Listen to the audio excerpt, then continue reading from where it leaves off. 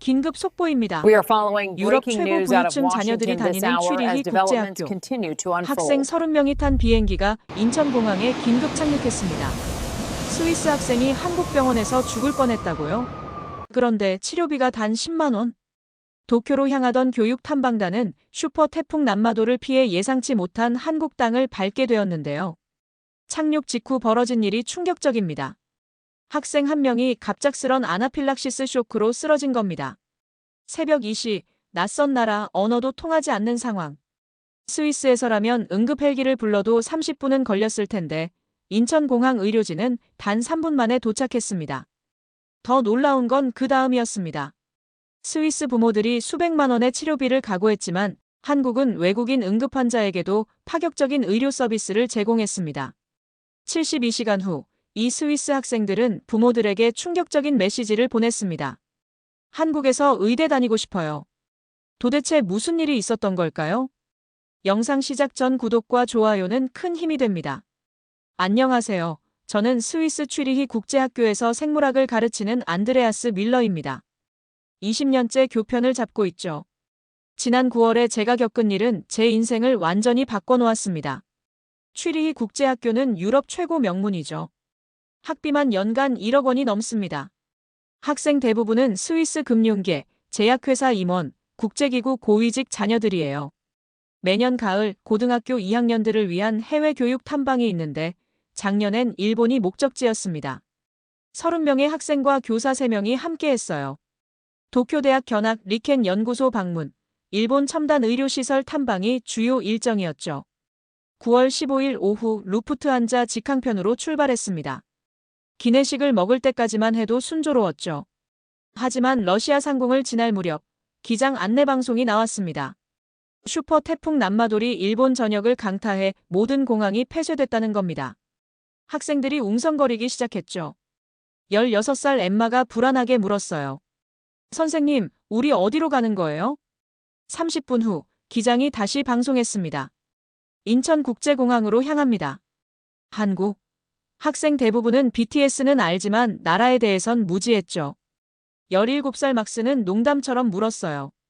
북한이랑 전쟁 중 아니에요? 밤 11시 45분 인천공항 착륙. 창밖공항의 규모에 압도됐습니다. 취리히보다 훨씬 크고 현대적이었죠. 기내에서 내리자 심야인데도 공항 직원들이 완벽하게 대기하고 있었어요. 놀랍게도 독일어를 구사하는 직원이 우리를 맞이했습니다. 입국 심사장으로 가던 중 17살 소피아가 갑자기 얼굴이 빨개지기 시작했습니다. 목이 부어오르고 호흡이 가빠졌어요. 심각한 알레르기 반응이었죠. 에피펜. 누구 에피펜 있어요? 제가 소리쳤지만 소피아의 약은 화물칸 가방 안이었습니다. 놀라운 일이 벌어졌어요. 제가 도움을 요청한 지 정확히 1분 27초 만에 공항 의료진이 도착했습니다. 휠체어와 산소호흡기, 응급약품을 완벽하게 갖춘 팀이었죠. 의료진이 영어로 말했습니다. 안심하세요. 인천공항 의료센터는 24시간 응급체제를 갖추고 있습니다. 그들은 즉시 에피네프린을 주사하고 산소 마스크를 씌웠어요. 동시에 태블릿으로 증상을 실시간 입력했죠. 인하대병원 응급실에 환자 정보 전송 완료라는 말이 들렸습니다. 앰뷸런스는 작은 응급실 같았어요. 최신 장비와 모니터링 시스템이 완비되어 있었죠. 구급대원은 계속 병원과 무선 교신하며 영어로 통역해 주었습니다. 공항에서 병원까지 단 7분. 새벽 12시 30분, 인하대병원 도착. 병원 입구에 의료진 5명이 대기하고 있었습니다. 소피아를 인계받자마자 일사불란하게 움직였죠. 정맥주사 심전도, 초음파 검사가 동시에 진행됐습니다. 응급실 책임 의사가 제게 다가왔어요. 학생이 아나필락시스 쇼크 초기였습니다. 골든타임 안에 처치해서 위험은 넘겼습니다. 그 순간 깨달았죠. 우리가 불시착한 곳이 세계 최고 수준의 의료 시스템을 갖춘 나라라는 것을요. 인하대병원 응급실은 새벽 1시인데도 불이 환하게 켜져 있었습니다. 소피아가 안정을 찾자 저는 비로소 주변을 둘러볼 수 있었어요. 응급실 대기실에는 환자들이 있었지만 혼잡하거나 무질서하지 않았죠. 모든 것이 체계적으로 돌아가고 있었습니다. 간호사가 다가와 영어로 말했어요. 선생님, 소피아 학생은 경과 관찰 중입니다. 2시간 후면 일반 병실로 옮길 수 있을 거예요. 다른 학생들도 함께 오셨나요? 제가 29명이 공항 호텔에서 대기 중이라고 하자 그녀는 미소 지었습니다. 학생들도 걱정하겠네요. 영상통화하실 수 있게 와이파이 비밀번호 알려드릴게요. 그때 의사가 태블릿을 들고 왔습니다. 소피아 학생의 검사 결과입니다. 실시간으로 확인하실 수 있어요. 화면에는 혈액검사, 심전도, 알레르기 반응 수치가 그래프로 표시되어 있었죠. 스위스 병원보다 더 첨단 시스템이었습니다. 치료비가 걱정되시죠? 의사가 물었어요. 솔직히 그랬습니다. 스위스에서 응급실 한 번 가면 기본 100만 원은 나오니까요. 외국인은 더 비쌉니다. 그런데 의사의 대답이 충격적이었죠. 한국은 응급의료에 관한 법률이 있어서 생명이 위급한 응급환자는 국적 불문하고 먼저 치료합니다.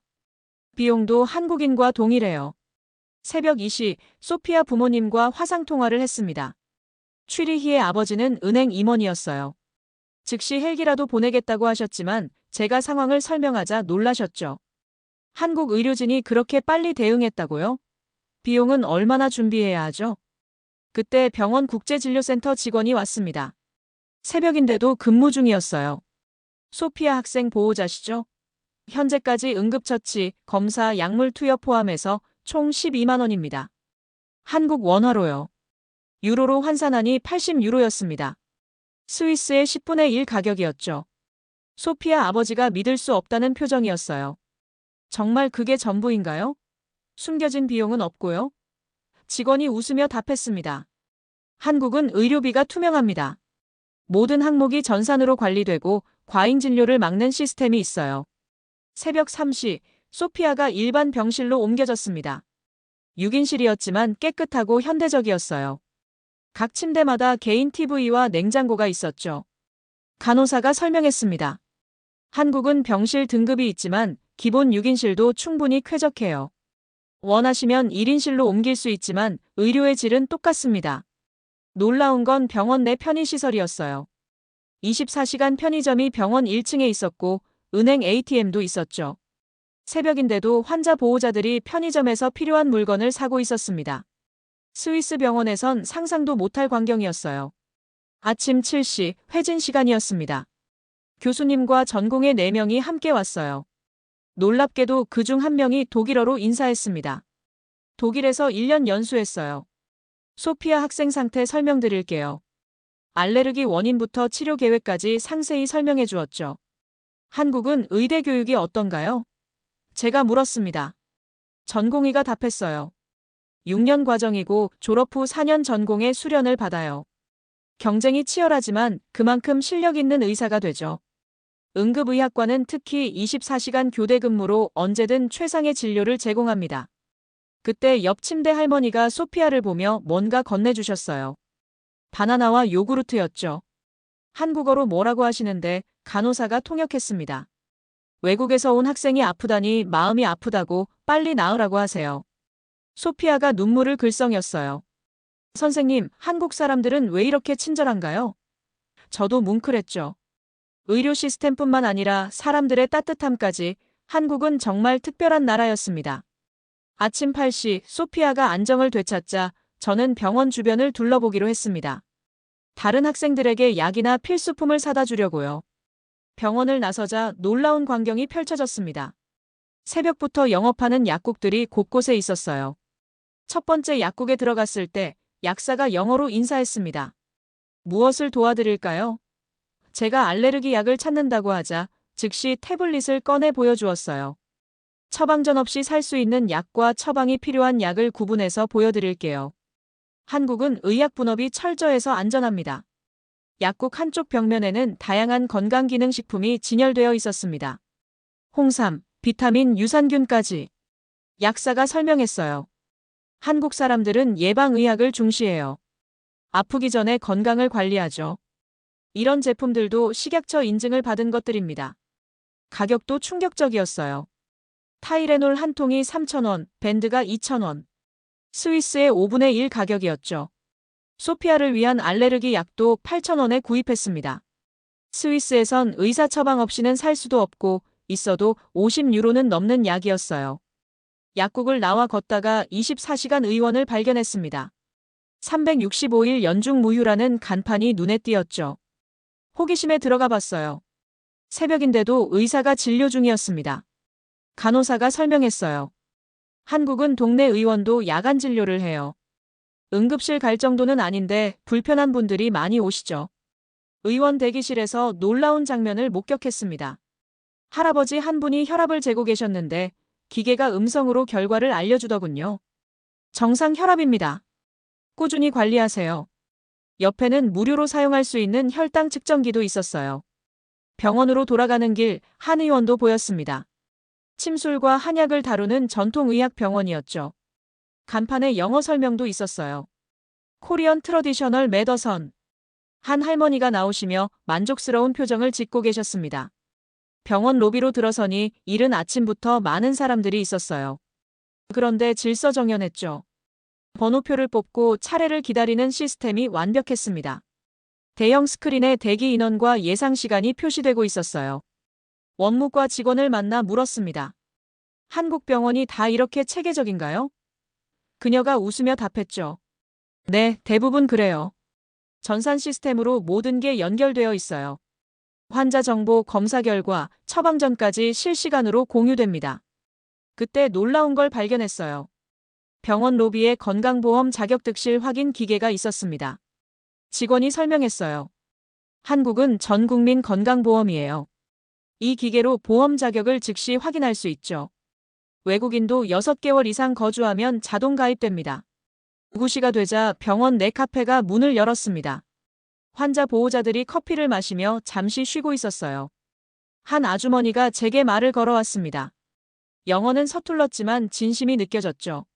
외국 학생. 괜찮아? 제가 상황을 설명하자 주머니에서 뭔가를 꺼내주셨어요. 한국 전통엿이었습니다. 학생. 주세요. 힘내라고. 이런 작은 친절이 큰 감동으로 다가왔어요. 10시 소피아 병실로 돌아갔습니다. 그녀는 많이 회복되어 있었죠. 선생님, 한국 간호사들이 일시간마다 와서 상태를 확인해요. 스위스 병원보다 더 자주 와요. 옆 침대 할머니의 보호자와 대화를 나눴습니다. 그분이 말했어요. 한국 의료 시스템이 완벽하진 않지만 접근성은 최고예요. 언제 어디서나 치료받을 수 있죠. 보험 덕분에 부담도 적고요. 정오가 되자 병원 영양사가 왔습니다. 소피아 학생 알레르기 확인차 왔어요. 병원식 메뉴를 조정해 드릴게요. 환자 개개인의 상태에 맞춘 식단 관리까지 세심함이 놀라웠죠. 이 모든 걸 목격하며 깨달았습니다. 한국의 의료는 단순한 치료를 넘어선다는 것을요. 예방부터 치료, 회복까지 전 과정을 아우르는 체계적인 시스템이었습니다. 오후 2시 소피아가 퇴원 가능하다는 진단을 받았습니다. 그런데 인하대병원 국제진료센터장이 특별한 제안을 했어요. 스위스 학생들이 의료 분야에 관심이 있다고 들었습니다. 내일 서울아산병원 견학은 어떠세요? 한국 최첨단 의료를 보여드리고 싶네요. 다음 날 아침 학생 15명과 함께 서울아산병원으로 향했습니다. 나머지는 소피아와 함께 호텔에서 쉬기로 했죠. 병원에 도착하자 홍보팀 직원이 우리를 맞이했습니다. 유럽에서 오신 미래의 의료인들을 환영합니다. 첫 번째로 안내받은 곳은 AI 진단센터였습니다. 거대한 스크린에 실시간으로 환자 데이터가 분석되고 있었어요. 담당 의사가 설명했습니다. 우리 병원은 인공지능으로 폐암, 유방암을 95% 정확도로 조기 진단합니다. 의사 한 명이 30분 걸릴 판독을 AI는 30초에 해내죠. 학생들이 경탄했어요. 18살 루카스가 물었습니다. 그럼 의사가 필요 없어지는 건가요? 의사가 웃으며 답했죠. 아니에요. AI는 도구일 뿐입니다. 최종 진단과 치료 결정은 의사가 합니다. 한국은 기술과 인간의 조화를 추구해요. 다음은 로봇 수술실이었습니다. 다빈치 로봇이 실제 수술하는 모습을 관찰실에서 볼 수 있었어요. 집도의가 콘솔에 앉아 정교하게 로봇팔을 조종하고 있었죠. 전립선암 수술입니다. 로봇 수술로 출혈과 부작용을 획기적으로 줄였어요. 한 학생이 물었습니다. 스위스도 로봇 수술을 하는데 한국만의 특별한 점이 있나요? 의사가 답했어요. 한국은 수술 건수가 압도적으로 많아요. 경험이 축적되면서 수술 시간은 줄고 성공률은 높아졌죠. 그리고 비용도 미국의 3분의 1입니다. 점심시간 병원 직원 식당에서 식사를 했습니다. 한 끼에 5,000원. 맛도 훌륭했어요. 의대생 몇 명이 우리 테이블에 합석했습니다. 자연스럽게 대화가 시작됐죠. 한국 의대는 정말 들어가기 어렵다고 들었어요. 제가 말하자 한 학생이 답했습니다. 상위 0.5%만 가능해요. 하지만 일단 들어오면 정부 지원이 많아요. 등록금도 스위스의 10분의 1이고 장학금도 많죠. 오후에는 원격 의료센터를 방문했습니다.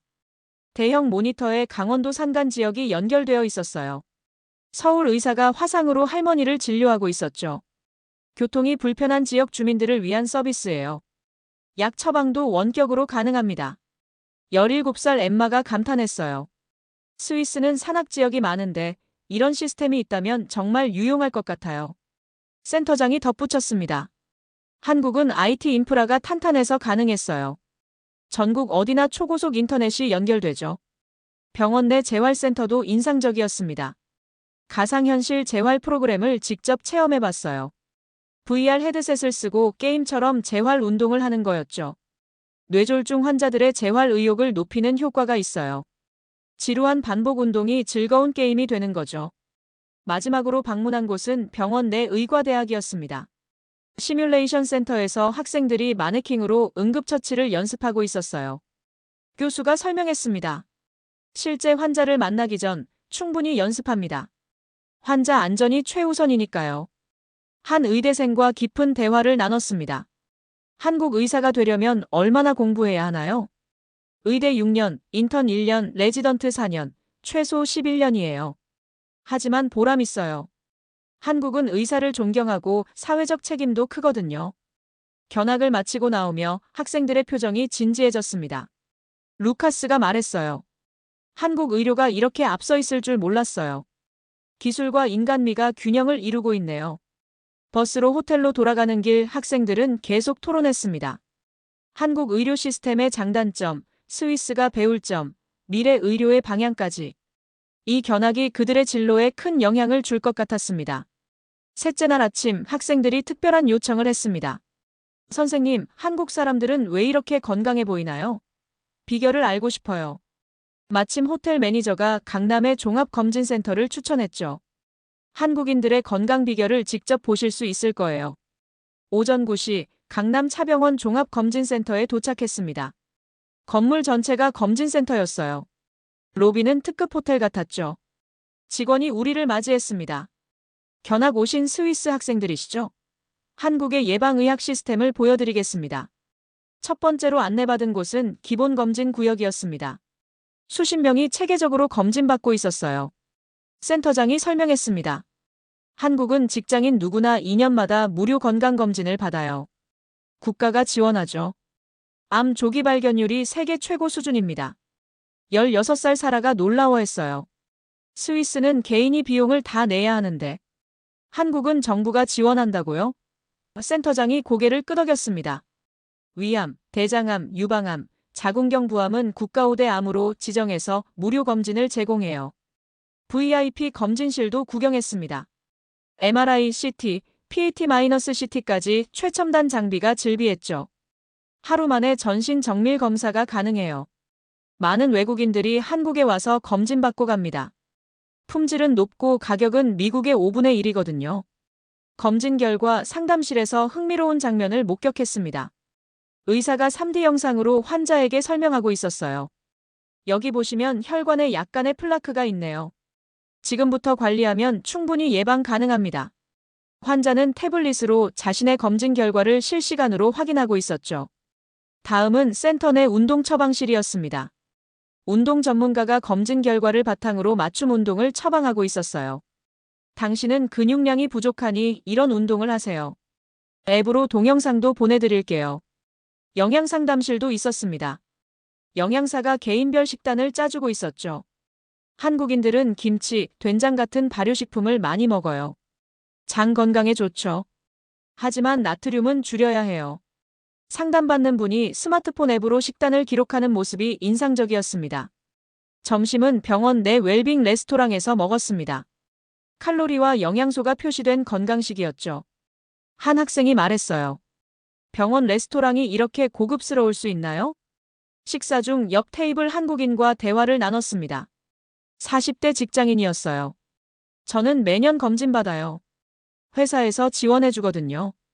덕분에 초기 당뇨를 발견해서 지금 관리 중이에요. 약 없이 운동과 식단으로요. 오후에는 센터 내 한의학 클리닉을 방문했습니다. 한의사가 맥진을 시연해 보였어요. 한의학과 양의학을 함께 활용하는 게 한국의 특징이에요. 체질 개선과 면역력 강화에 한의학이 효과적이죠. 침술실도 구경했습니다. 한 환자가 침 치료받는 모습을 봤어요. 만성 두통인데 침술로 많이 좋아졌어요. 진통제 없이도 관리가 되니 좋죠. 학생들이 신기해했습니다. 전통과 현대의 조화였죠. 가장 인상적이었던 건 검진센터의 데이터 관리 시스템이었습니다. 센터장이 보여준 통계가 놀라웠어요. 이 센터만 연간 10만 명이 검진받아요. 모든 데이터가 축적되어 질병 예측 모델을 만들죠. 빅데이터로 한국인의 건강 패턴을 분석합니다. 견학을 마치고 나오는 길 1층 로비에서 건강 강좌가 열리고 있었습니다. 100세 시대 건강관리법이라는 주제였죠. 수십 명의 시민들이 열심히 듣고 있었어요. 무료 강좌였습니다. 17살 막스가 말했습니다. 이제 알겠어요. 한국이 왜 평균 수명이 높은지. 치료보다 예방을 중시하는 거네요. 다른 학생이 덧붙였죠. 스위스도 예방의학은 하지만 이렇게 체계적이고 접근성이 좋진 않아요. 호텔로 돌아오는 버스 안에서 학생들은 진지한 표정이었습니다. 한국에서 의학 공부하고 싶어요. 한 학생이 말했고 여러 명이 고개를 끄덕였습니다. 예방의학 시스템이 그들에게 큰 인상을 남긴 것 같았어요. 마지막 날 오전, 특별한 일정이 잡혔습니다. 서울아산병원 관계자가 연락을 해왔어요. 판교 테크노밸리의 바이오 기업들이 스위스 학생들을 초대하고 싶어 합니다. K-바이오의 현장을 보여드릴게요. 판교로 가는 버스 안에서 학생들이 들떠 있었습니다. 스위스는 로슈, 노바티스 같은 제약 대기업의 본거지니까 비교가 궁금했겠죠. 18살 안나가 말했어요. 한국도 제약이 강하다고 들었는데 정말 궁금해요. 첫 번째 방문지는 셀트리온이었습니다. 거대한 연구동 로비에 들어서자 홍보팀장이 우리를 맞이했습니다. 유럽의 미래 과학자들을 환영합니다. 한국이 어떻게 바이오시밀러 세계 1위가 되었는지 보여드릴게요. 연구실 투어가 시작됐습니다. 유리병 너머로 연구원들이 실험하는 모습이 보였죠. 우리는 램시마를 개발했어요. 류마티스 관절염 치료제죠. 원본 약의 10분의 1 가격으로 만들어 전 세계 환자들에게 희망을 줬습니다. 한 연구원이 직접 설명해 주었습니다. 바이오시밀러는 복제약이 아니에요. 살아있는 세포로 만드는 거라 똑같이 만들기가 극도로 어렵죠. 한국이 이 분야 기술력으로 세계 최고입니다. 품질 관리실도 견학했습니다. 무균 시설에서 흰 가운을 입은 직원들이 일하고 있었어요. 단 하나의 불순물도 허용하지 않아요. EU와 FDA 승인을 받으려면 완벽해야 하거든요. 다음은 삼성바이오로직스였습니다. 세계 최대 규모의 바이오 생산 시설이었죠. 공장 한 동이 축구장 6개 크기였어요. 우리는 위탁 생산 세계 1위예요. 모더나 코로나 백신도 여기서 생산했죠. 생산 관제실을 보고 학생들이 경탄했습니다. 수백 개의 모니터에서 실시간으로 생산 공정이 관리되고 있었어요. 바이오 의약품은 온도 0.1도, pH 0.01 차이로도 실패해요. 24시간 완벽하게 모니터링합니다. 점심은 회사 구내식당에서 먹었습니다. 젊은 연구원들과 대화할 기회였죠. 한 연구원이 말했어요. 한국이 바이오 강국이 된 건 정부 지원과 인재 때문이에요. 최고의 인재들이 바이오에 뛰어들고 있죠. 스위스 제약회사와 어떻게 경쟁하나요? 한 학생이 물었습니다. 우리는 속도와 가격 경쟁력이 있어요. 신약 하나 개발하는데 스위스는 15년, 우리는 10년이면 충분해요. 밤낮 없이 일하는 한국의 연구 문화 덕분이죠. 오후에는 AI 신약 개발 스타트업을 방문했습니다. 30명 규모의 작은 회사였지만 분위기는 역동적이었어요. CEO가 직접 발표했습니다. AI로 신약 후보물질을 찾는 시간을 5년에서 2년으로 단축했어요. 컴퓨터 화면에는 복잡한 분자 구조들이 시뮬레이션 되고 있었습니다. AI가 하루에 100만 개 분자를 분석해요. 사람이라면 평생 걸릴 일이죠. 한국의 IT 기술과 바이오가 만난 결과입니다. 학생들이 날카로운 질문을 했어요. AI가 정말 신약을 만들 수 있나요? CEO가 웃으며 답했죠. 작년에 알츠하이머 치료제 후보물질을 발견했어요. 지금 임상 일상 중입니다. 3년 뒤면 결과가 나올 거예요. 마지막으로 국립암센터 신약개발지원센터를 방문했습니다. 정부가 바이오 벤처를 지원하는 시설이었죠. 장비 한 대가 수십억인데 스타트업은 살 수 없잖아요. 정부가 장비를 제공하고 저렴하게 빌려줍니다.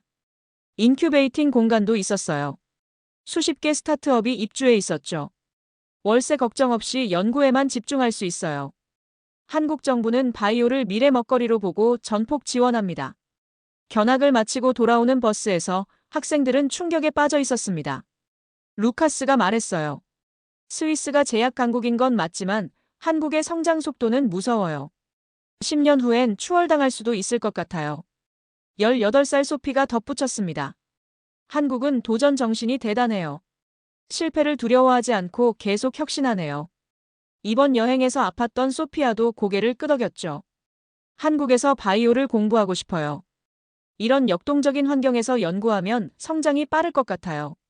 마지막 날 저녁 호텔 회의실에 모든 학생들이 모였습니다. 내일이면 스위스로 돌아가야 했죠. 하지만 학생들의 표정은 처음 도착했을 때와 완전히 달랐어요. 두려움 대신 아쉬움이 가득했습니다. 자, 이번 72시간 동안 무엇을 느꼈는지 이야기해 볼까요? 제가 물었습니다. 소피아가 먼저 손을 들었어요. 선생님, 제가 쓰러졌을 때 정말 무서웠어요. 하지만 한국 의료진의 신속한 대응에 놀랐죠. 스위스보다 빨랐어요. 17살 엠마가 이어서 말했습니다. 병원비가 가장 충격적이었어요. 응급실 치료와 하루 입원비가 12만 원이라니. 스위스였다면 최소 200만 원은 나왔을 거예요.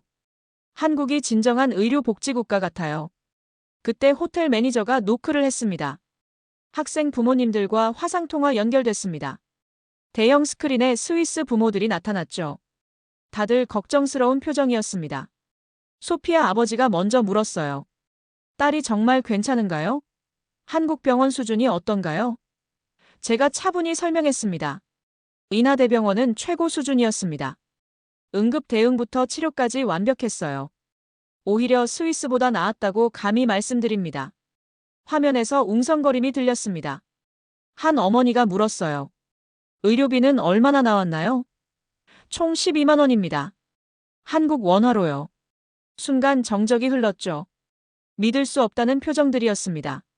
학생들이 하나둘 경험을 공유하기 시작했습니다. 루카스가 태블릿을 들어 보였어요. 서울아산병원 AI 진단 시스템 영상이에요. 30초 만에 폐암을 발견하더라고요. 부모들이 감탄했습니다. 16살 사라가 사진을 보여줬죠. 이게 강남 검진센터예요. 한국 직장인들은 2년마다 무료로 종합검진을 받아요. 국가가 지원한대요. 한 아버지가 놀라워했습니다. 스위스도 그런 시스템이 필요한데. 막스가 흥분해서 말했어요. 판교 바이오 클러스터도 다녀왔어요.